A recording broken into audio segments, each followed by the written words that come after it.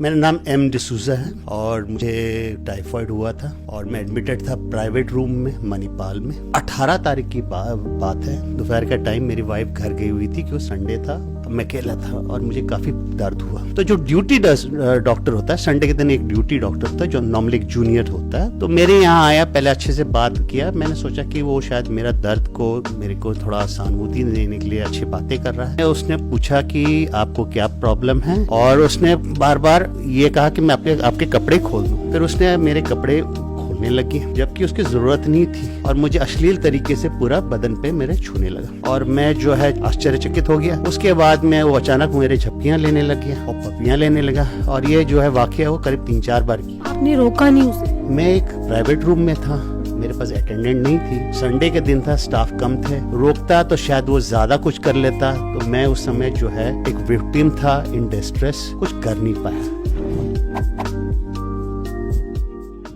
नमस्कार, आप देख रहे हैं झलको दिल्ली और आपके साथ मैं हूं परम। दिल्ली में लगातार आपराधिक मामले जो है वो बढ़ते ही जा रहे हैं, चाहे वो चोरी के मामले हो, चाहे वो रेप हो, चाहे वो मर्डर हो या फिर वो यौन शोषण के मामले हो। ऐसा ही एक मामला जो है दिल्ली के द्वारका के मणिपाल अस्पताल, जो कि काफ़ी नामी अस्पताल है, इस अस्पताल से एक शर्मनाक जो है मामला सामने आया है। मेरे साथ एक व्यक्ति मौजूद हैं, मैं आपको पहले इनसे मिलवा दूं और इनका परिचय आपसे करवा दूं और आपको फिर मैं बताऊंगी कि इनके साथ एक ऐसी शर्मनाक घटना जो है मणिपाल अस्पताल में इनके इलाज के दौरान हुई है। जी भाई साहब, क्या नाम है आपका?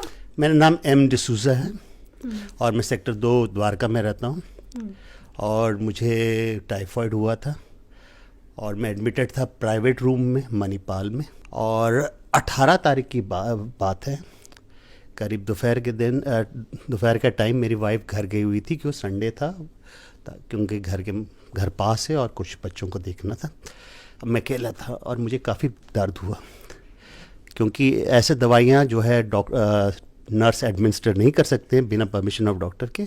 तो जो ड्यूटी डॉक्टर होता है संडे के दिन, एक ड्यूटी डॉक्टर होता है जो नॉर्मली एक जूनियर होता है, वो मेरा ट्रीटिंग नहीं करता, not the doctor who treats me, but एक वो ऑन कॉल डॉक्टर बोलते हैं उसके। तो उसको बुलाया गया, तो मेरे यहाँ आया, पहले अच्छे से बात किया। मैंने सोचा कि वो शायद मेरा दर्द को थोड़ा सा एसोसिएट करने या मेरे को थोड़ा सहानुभूति देने के लिए अच्छी बातें कर रहा है। फिर वो अचानक मेरे बगल में बैठ गया, जो मुझे अजीब सा लगा। उसके बाद में उसने पूछा कि आपको क्या प्रॉब्लम है और उसने बार बार ये कहा कि मैं आपके कपड़े खोल दूं। अब मैं अकेला था, मैं कुछ कर नहीं पाया। फिर उसने मेरे कपड़े खोलने लगे जबकि उसकी ज़रूरत नहीं थी और मुझे अश्लील तरीके से पूरा बदन पे मेरे छूने लगा, जिसकी ज़रूरत ही नहीं थी, क्योंकि उसने सिर्फ एक परमिशन देना था एक दवाई के लिए। तो ये चलता रहा काफ़ी देर तक और मैं जो है आश्चर्यचकित हो गया। उसके बाद में वो अचानक मेरे झपकियां लेने लग गया और पपियां लेने लगा और ये जो है वाकया वो करीब 3-4 बार किया। आपने रोका नहीं उसे? देखिए, मैं एक प्राइवेट रूम में था, मेरे पास अटेंडेंट नहीं थी, संडे के दिन था, स्टाफ कम थे। रोकता तो शायद वो ज़्यादा कुछ कर लेता, तो मैं उस समय जो है एक विक्टिम था इन डिस्ट्रेस, कुछ कर नहीं पाया। तो उसके बाद में 20-1 मिनट के बाद चला गया। जाते ही मैंने नर्स को इत्तला कर दिया था। नर्स ने कहा कि इसने ऐसे काफ़ी वाकया किया है बाकियों के साथ में, लेकिन मैनेजमेंट की शायद नज़र में है या नहीं उसको नहीं पता। दूसरा बात, ये जो है 72 घंटे काम करता है, जिसका एक मकसद था कि वो ऐसे पेशेंट्स को ढूंढता, क्योंकि 72 घंटे काम करने का कोई मतलब ही नहीं। क्या वजह है जो वो ऐसे पेशेंट्स को ढूंढता है? वो गे है, ओवरटली गे था और ही सेक्सुअल जेंडर नहीं, जेंडर तो सेम है बट ही उसका सेक्सुअल ओरिएंटेशन अलग है और वो एक सेक्सुअल प्रेडेटर है। गे होना एक गलत बात नहीं है, सेक्सुअल प्रेडेटर होना बहुत गलत है। और ख़ास तौर में जब आप हॉस्पिटल में हैं और आप उनकी देख रेख में हैं, उनकी सिक्योरिटी में हैं, तो एक बहुत ही शर्मनाक चीज़ है। जैसे एक नर्स मेरे पास आती है और मैंने अगर नर्स के साथ दुर्व्यवहार किया, नर्स मेरे साथ रूम में आती है, अकेली होती, तो एक सोचिए कि कैसे उस नर्स को लगेगा और यह हॉस्पिटल कैसे बिहेव करे।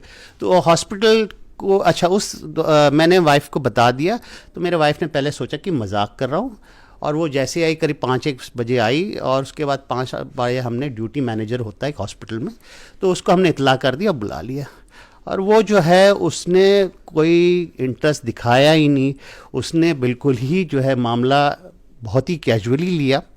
और हम बार बार कहने लगे ये सीरियस मैटर है, आपके यहाँ पॉश कमेटी है, उसको पॉश के बारे में भी मतलब पता नहीं था। और हमने जब बोला कि हमने कंप्लेंट रेस करनी है, तो उसने कहा अगर आपको चाहिए तो आपको मैं कागज़ देता हूँ जिसमें आप लिख लीजिए। तो मुझे बहुत ही अजीब सा लगा। फिर उसके बाद हमने जब इंसिस्ट किया तो एक ईमेल आईडी दिया उसने कहा कि मेडिकल सुपरिटेंडेंट का है।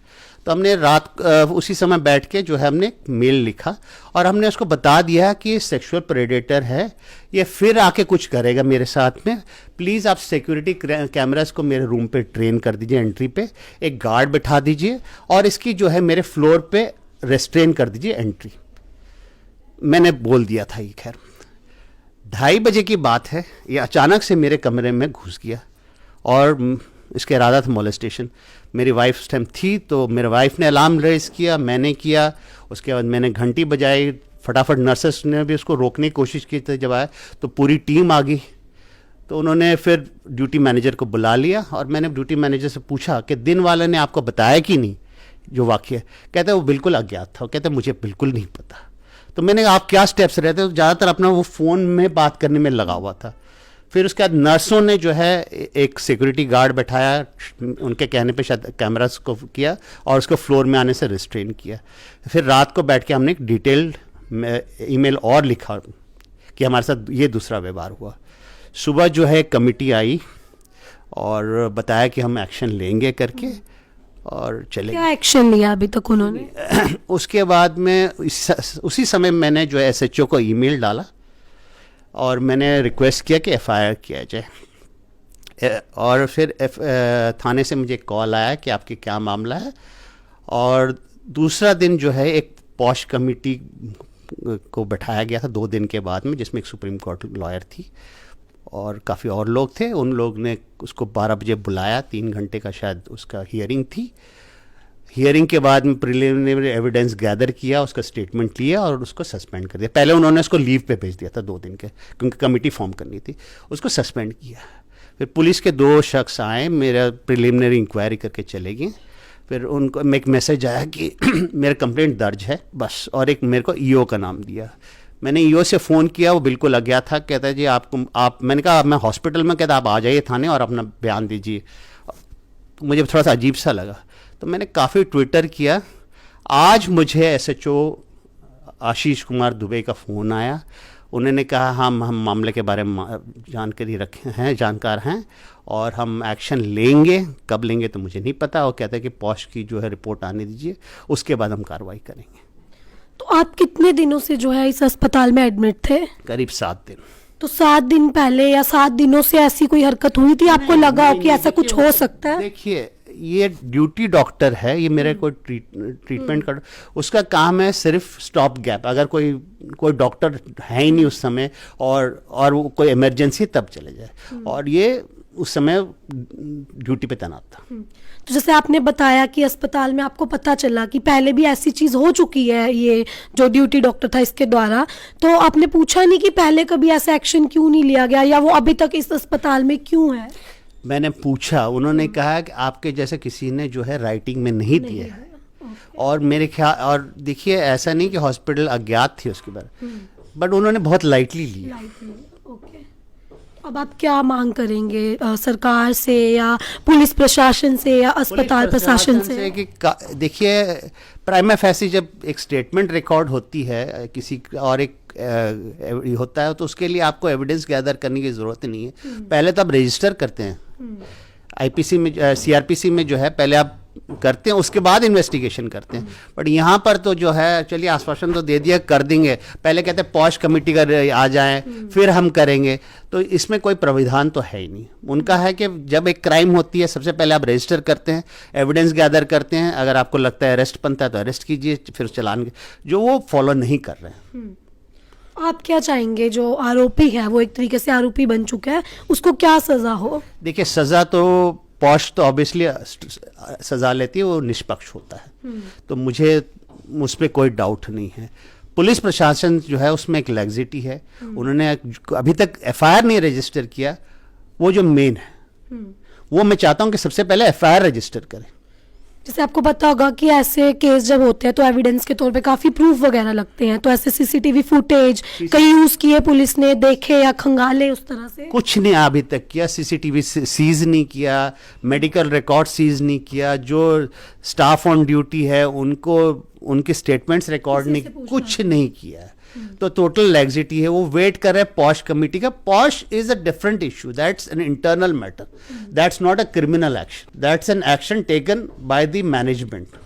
तो ठीक है, ये अपने जो है अपना काम मतलब एक पर्दा डालना चाह रहे कि वो उनके रिपोर्ट आएगा तो करेंगे, मैं ऐसा कुछ होता नहीं है, there is no provision in the law. तो जैसा कि आपने अब ये पूरा मामला सुना कि कैसे इलाज के दौरान ही जो है एक ड्यूटी डॉक्टर ने इनके साथ कितनी घिनौनी हरकत करी, जिसमें पुलिस प्रशासन काफ़ी लापरवाही जो है वो बरत रहा है, क्योंकि कोई एक्शन अभी तक पुलिस ने नहीं लिया है। तो आपकी अपनी इस पूरे मामले में क्या व्यूज़ हैं, क्या राय है, हमें कमेंट सेशन में ज़रूर बताएं और हमारे साथ यूं ही देखते रहें झलको दिल्ली।